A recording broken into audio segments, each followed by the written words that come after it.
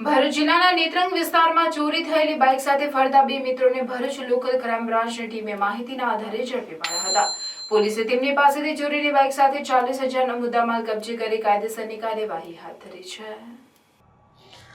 Bharuch local crime બ્રાન્ચના PI MP વાળા જિલ્લા એસપી મયુર ચાવડા દ્વારા મળેલી સૂચના મુજબ ગુનાઓ સંબંધે ગંભીરતા દાખવી વાહન ચોરીના ગુનાઓ સત્વરે શોધી કાઢવા ટીમને સૂચના આપી હતી, જેથી ટીમને માહિતી મળતા જ તાત્કાલિક સ્થળ પર પહોંચી માહિતીવાળા બે ઈસમ બાઇક સાથે દેખાતા તેઓને બાઇક સાથે ઝડપી પાડી ઉમરલા પોલીસ મથકે લાવી કડક પૂછતાછ હાથ ધરતા બંને આરોપી ભાંગી પડ્યા. જેમાં પકડાયેલી ઈસમ કલ્પેશ ઉર્ફે શેવણિયા પ્રતાપભાઈ વસાવાએ જણાવ્યું કે 5મી ઓગસ્ટના રોજ તે અને તેઓના મિત્ર વિનેશ વસાવા કનૈયાલાલ વસાવા તેની બાઇક લઈને નેત્રંગ તરફ આવ્યા હતા, જ્યાં મૂવી માર્ગ પર કુચબાર ગામની સીમમાં ખેતરમાં પડેલી બાઇક ચોરી કરી હતી.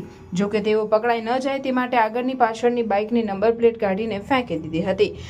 આજે ફરીથી ચોરીની બાઇક લઈને ચોરી કરવા માટે ફરતા હોવાની કબૂલાત કરી, જેથી એલસીબીએ ચોરીની મોટરસાયકલ કિંમત 35,000 તથા અંગ ઝડતીમાંથી મળેલ મોબાઈલ અને કુલ કિંમત 40,000નો મુદ્દામાલ કબજે કરી વધુ તપાસ હાથ ધરી છે.